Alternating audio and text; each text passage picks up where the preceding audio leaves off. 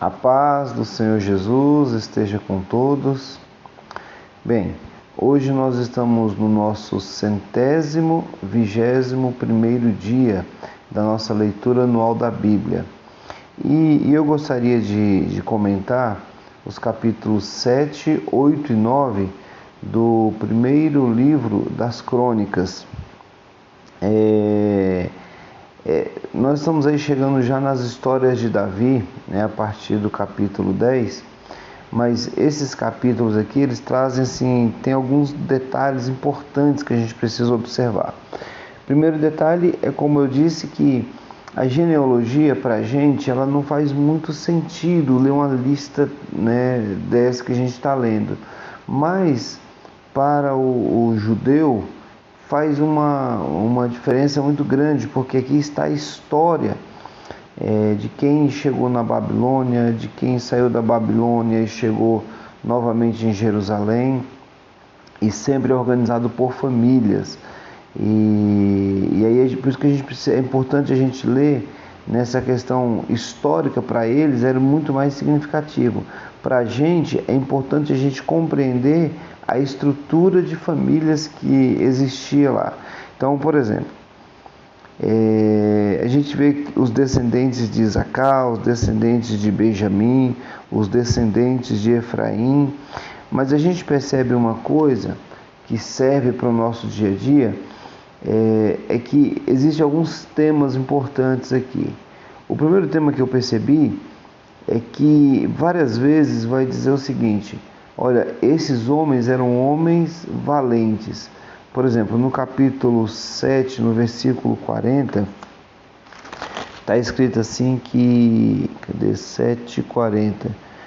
Todos esses foram filhos de Aser, chefe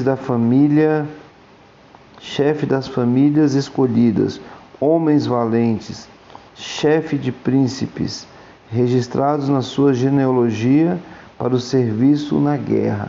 Então, várias vezes é registrado como homens valentes. O 8:40 está escrito assim: os filhos de Ulão foram homens valentes, flecheiros, tiveram muitos filhos e netos.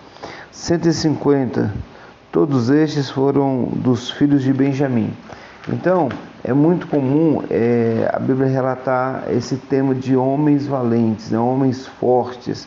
É o que a gente precisa na geração atual, nos últimos dias antes de Jesus voltar, é que os homens se levantem com valentia. Não é valentia de ser brigão, mas é valentia nos princípios e nos propósitos de Deus, nas guerras espirituais e na questão de assumir a família como realmente homens que amem ao Senhor acima de tudo. É esse tipo de valentia que eu estou falando, não é um homem frouxo, né?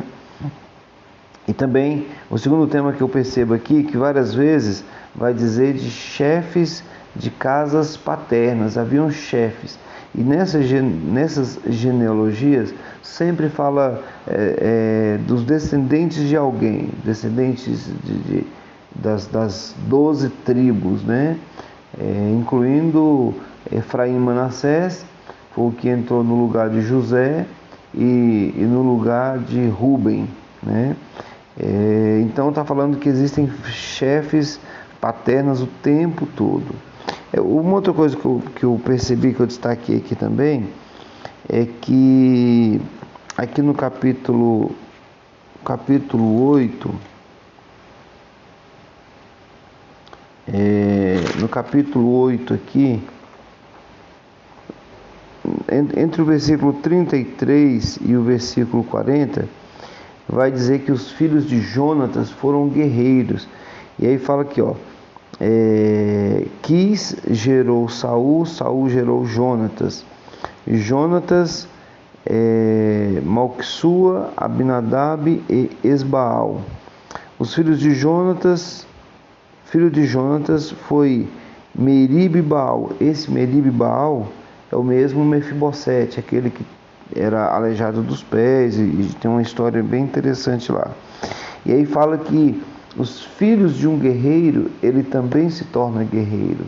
O que eu achei interessante é isso, que o filho, ele aprende sempre com aquilo que o pai é. É interessante. Algumas situações ele é a cópia, outras situações nem tanto, mas é importante dizer que os pais, ele ensinam os filhos a ser da forma e os princípios e valores que o pai tem, da forma que o pai é, né? E uma outra coisa que eu percebi também aqui é que no capítulo 9 eles estão no cativeiro, na Babilônia, e aí no capítulo 9 mostra eles voltando para reformar Jerusalém. Os muros estão caídos, o templo está destruído, e aí Esdras, que é o escritor aqui de Crônicas, vai relatar essas coisas importantes, que eles estão de volta, apenas a tribo de Judá, porque Israel não existe mais, apesar de ter alguns israelitas também voltando para Jerusalém, mas a nação Israel aqui não existe. Então, por exemplo, ele coloca assim que os israelitas, os sacerdotes, os levitas e os servos do templo foram os primeiros a voltarem para Jerusalém. E nessa volta para Jerusalém tinha que ser restaurado algumas coisas. Por exemplo, é dito aqui que no versículo 20 do capítulo 9, que Finéias de Eleazar os regia nesse tempo, e o Senhor era com ele. Toda vez que a gente vê essa frase, e o Senhor era com ele, significa que essa pessoa é destacada no meio dos outros. É importante a gente ter o Senhor com a gente o tempo todo, né? Então a gente precisa entender essas coisas. Eu achei interessante que no meio de uma geração aqui, tem um cidadão chamado Eleazar ou Eliezer, que o Senhor era com ele.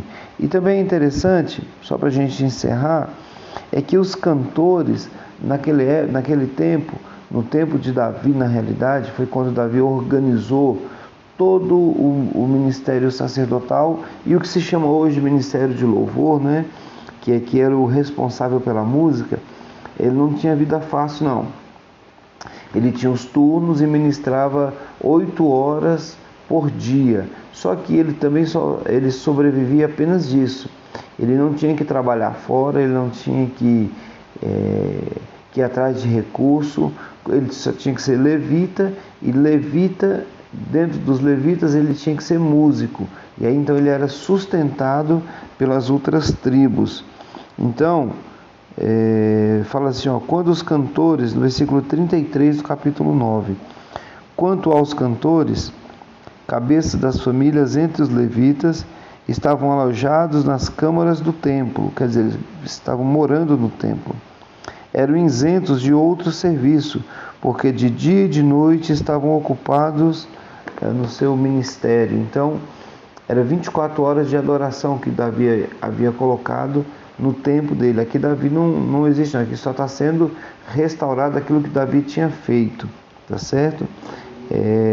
Então é isso. Então é isso, né? Coisas especiais aqui na palavra. Eu anotei bastante coisa aqui, mas